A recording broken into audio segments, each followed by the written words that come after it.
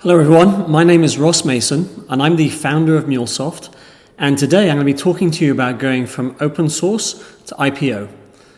For those who don't know me, I started an open source project in 2003 called Mule, and the purpose of this project was to connect applications, data and devices.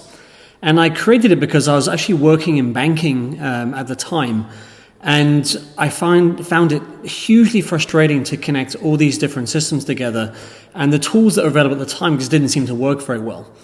Also at the same time, the open source 1.0 movement was getting off the ground. This is back in 2002. And so the Apache Foundation was a pretty big thing. There were these things called Extreme Programming Tuesdays, or XTCs, and these groups would get together and basically hack open source.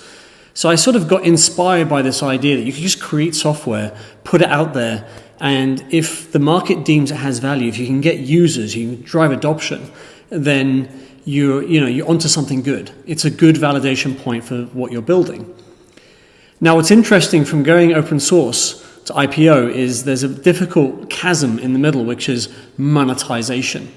And we learned a lot about monetization during MuleSoft. And today, or the last 5 years actually, I've been investing in early stage companies, both as an angel investor, but also I now have a fund in Europe called Dig Ventures. And we look at enterprise software, B2B typically, usually SaaS, sometimes open source, sometimes both.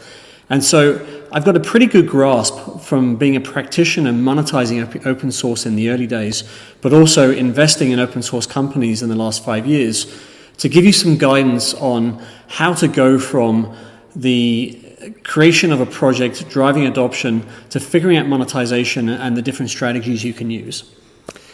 So the first thing is most open source projects, I see at least, tend to be infrastructure.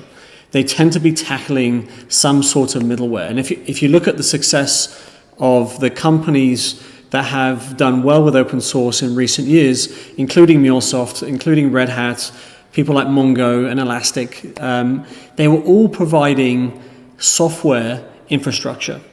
That doesn't mean you should be limited to software infrastructure, but there's a lot of open source companies that still tackle that space, especially right now with virtualization management of containerized instances and functional programming, and also microservices. It just means that we're still tackling a lot of the middleware challenges in software through open source, which is super exciting, but it's also quite challenging. Because the first rule of monetization, especially with middleware, is there's a very, very high chance, or very, very low chance, that your user is also going to be a buyer. Now, in the last 5 years, engineering budgets have changed a bit, but 10 years ago when I was doing MuleSoft, we really appealed to developers and architects, yet those people really had no decision-making capability when it came to assigning budgets. So even though they loved our software, they really had no idea how to promote our software internally in the organization and get buy-in from the economic buyer, which is typically a VP level or a CIO when it comes to infrastructure. So it took us a while to figure this out, actually, and I was probably in the position where many of the open source founders on this conference which is I had a good idea, I had the technical skills to deliver it, but I didn't really understand how buying worked in enterprises, and I didn't understand what I needed to do to get someone to actually buy a piece of software that it seems they could get for free. So the first thing to realize is you can't rely on the developers that you're supplying to.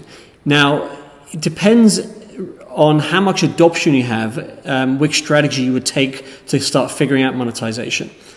Right? So if you're on the fast track path for adoption of, say, 500,000 to 1 million downloads a month, then I would definitely go with a more volume-based model, where I would call it middle down.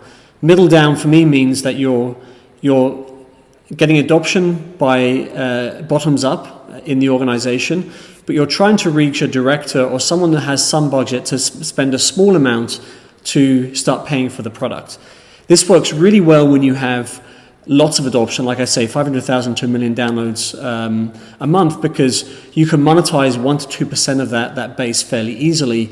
And over time, what happens is that base grows, the monetization grows, and then organizations start looking at you more strategically as they have more purchasing across the organization.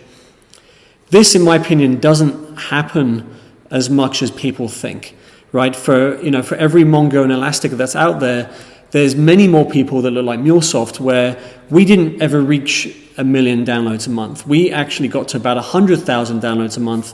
And then we started to realize that the value that our users were getting from our software was so great that we had to take a different approach to the way we positioned our software and our product to our customers.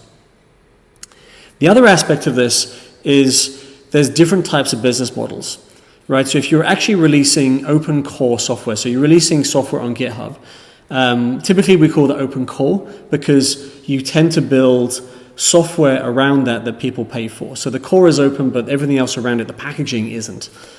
Now, before SaaS, before the cloud, this was a really difficult proposition. Thanks to SaaS, we can now do many things to package open source software in ways that many organizations can easily consume and buy. And typically, most open source companies today will have some sort of open core, and then they'll have a tiered subscription model to access the software in a SaaS model. And there you can also decide you want to do freemium, where you have a 3 for 30 days or free up to a certain amount, and then different paid tiers. And again, if you've got lots of adoption, it's quite easy to take the inbound adoption, push it through a subscription funnel, and get people starting using the freemium and then topping them up to paid accounts.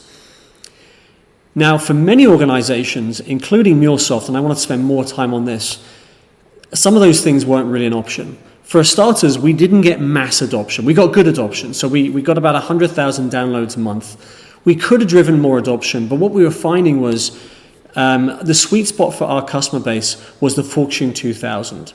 These are larger organizations or fast-growing tech companies that needed to connect lots of applications, data, and devices. And our MuleSoft's mission was to connect the world's application devices. And because of that, we got used in organizations that started to reach a critical mass of data sources, databases, applications, and obviously mobile adoption as well. So the software trends over the last 10 years really helped us sort of carve out a name for ourselves in connecting these things together. However, the developers that use our software were often very, very much buried in the organization. They were quite sometimes outsourced, so people outsource a lot of their integration, and it wasn't clear to the leadership in those organizations that MuleSoft was being used to connect their applications together. So what we started to do was adopt a top-down strategy as well as a bottom-up strategy. What this meant is that we segmented our target audience into basically 3 persona types. One was leadership, which was CIOs and VPs. Middle level was architects and directors of engineering, and lower and bottom layer was the developers and sort of software product architects that were actually using the product day in, day out. Now, for this to work, it was critical that you, provide really good software. As you know from being an open source developer, if you are one, you don't stick with a piece of software that doesn't work for you. So whatever software you put out there has to work. You can't hobble it, you can't restrict it in unnatural ways. You have to figure out a nice natural line between your open source product and make sure that works really well, and then also provide a broader product that is your monetized product, which also works extremely well. So the challenges for developers is, of course, that you're actually going to be running 2 code bases for a pretty long time, right? So one is your open source code base, and the other code base is your monetized product code base that is a superset of your open source project. Now, with a top-down sales strategy, what you sell is actually the superset productized product, right? The enterprise product that you're selling to the customer. And the real challenge for especially open source founders, but also people who work inside open source companies, is you have to figure out how to attach your product to value that your customer sees. This is just selling 101, and it doesn't make any difference whether you're open source or commercial.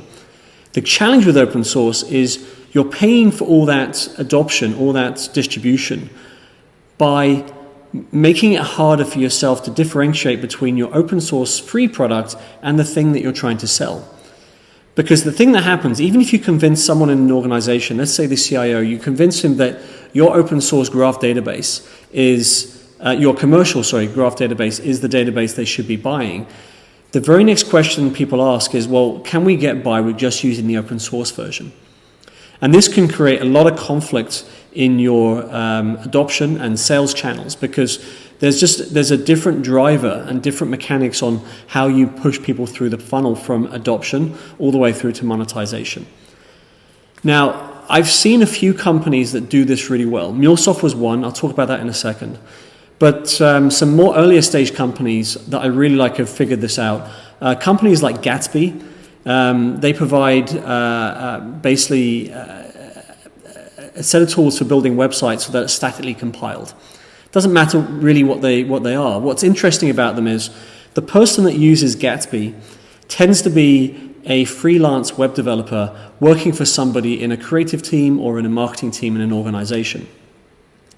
Now, what Gatsby figured out pretty early on, and we spoke about this a lot before I invested in them, was that they could actually sell a commercial product to another part of the organization, someone else in that marketing team, who ended up owning the website that was built by the consultant.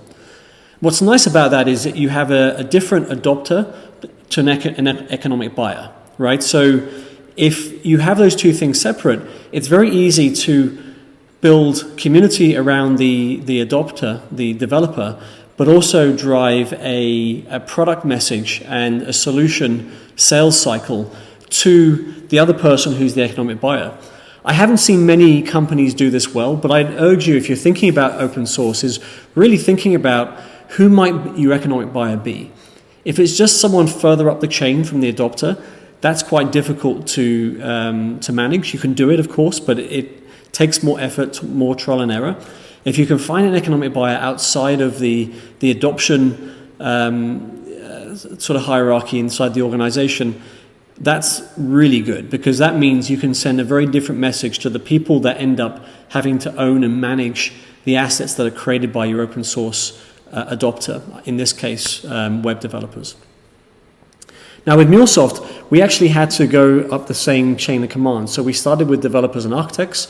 We went up through directors of integration, and then VP of integration, and then CIO.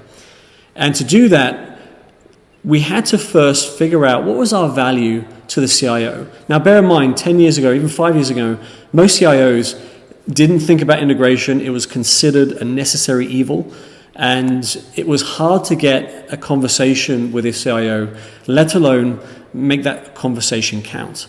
I remember very early on experimenting with this and going to CIO conferences and meeting 5 or 6 CIOs and just bombing every single time. When I tried to explain what our software did, I was really talking about the value to developers, not the values to the CIO. And so I went back to the drawing board and I started to think about, okay, what are the CIOs caring about? And for them, it was a very different picture, right? They don't care about the individual connections to applications. What they care about is programs of work being successful.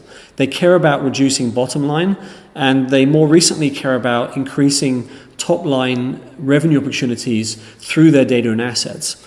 And so what MuleSoft did, we crafted a very different message for our economic buyer.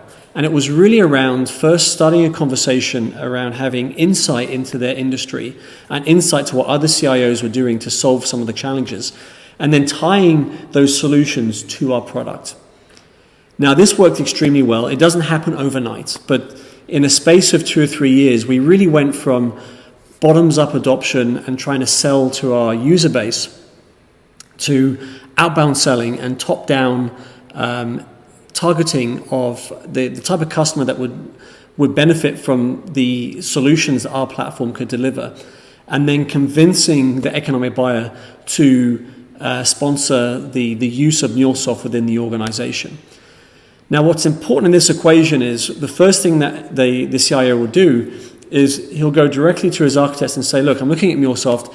Is this a credible platform? Does it solve a problem that we have? So we also had to make sure that our open source community, plus all the resources we provided for architects and developers, were spot on, excellent, and better than anything else in the market. And so what that means was that when the CIO heard back from his architects and developers, they'd give him the green light or her the green light to continue to look at MuleSoft. And then it was up to us to go and shape an engagement with that economic buyer. So that's really the ins and outs that I've learned on really monetizing open source. I want to spend a few minutes before I finish just talking about how my views of open source have changed. So open source has gone through some interesting cycles. We're sort of on the third iteration. Now, the beginnings of open source was actually called free software, and there was this movement around the Free Software Foundation that created a set of licenses to allow developers to build software for free and release it into the wild. Open source was coined a bit later in the early 90s, and really the spearhead of open source was the Apache Foundation and later people like Codehouse and others. And in this area, it was really about this mass adoption and then monetizing through support or enterprise product. And that's a tricky model to master.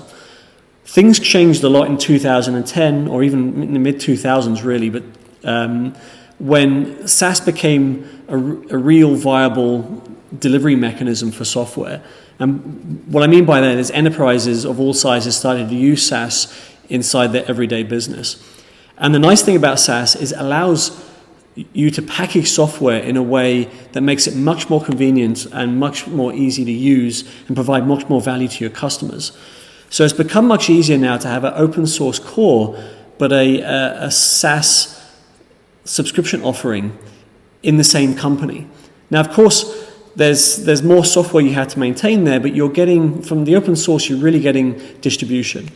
And the way I think about software now is it's purely a distribution model. And I always ask developers do they need that distribution? Are they going to get the type of distribution needed to start, a strong monetization model?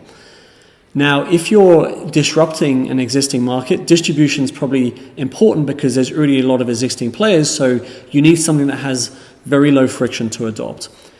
Now, if you're building something brand new, I quite often push developers to really think about, do you want it to be open source, or do you want to create a compelling product as closed source to start with, and see if you can drive monetization adoption purely through social channels versus using, building a whole open source developer community. And, I think over the next few years, we're going to see the model change. I'm not sure the open source element will matter so much for distribution. I think open source matters most actually for finding like-minded engineers who also want to work on the same problems. And, I often see established companies adopting this way of releasing open source into the wild is to sort of bring their own developers together with external sources to work on interesting open problems and then releasing that software as open source. And, I see the developer communities for some of these projects mattering more than the social community and the close-knit developer network that is generated around the open source project. So we see this changing a lot. And, I think finally what I'd say is, when I invest in open source companies, I really look for three things. I look for the fundamentals. So I look for founder caliber. Does this person, obviously have the smarts? Are they tenacious? Do they understand that they're going to have to go monetize this, and do they have some ideas on how to do it? And then I look at the market opportunity. So is the open source project, is it a feature? Is it a full product, or is it big enough to be a company? Is the idea big enough? And then I also look at the adoption of the open source as it stands today. And open source adoption is only one element. It just shows you that there's demand in the market. What else I look for is there a good market fit? So of that adoption, How much of that adoption is by real companies, and what are the use cases that those companies are using the software for? And are those use cases risky enough to warrant them to pay for a product right off the gate if this project gets invested? And then finally, there's another one, which is market value. And I think this is where open source software companies really have the most room to grow, which is really founders understanding not just the market they're going after, but how to attach to the value in that market, right? So how to attach the value of their software to the problems that enterprises are trying to solve. And this is this isn't really a software problem. This is a human problem of understanding how to articulate the value of open source, which has always been both the difficulty of open source and the reason why open source exists. If you have open source software, you let people discover the value. But at some point when you monetize, you have to be able to describe the value to your economic buyer. This is Ross Mason. I just want to say thank you for your time and enjoy the rest of the conference. Thank you.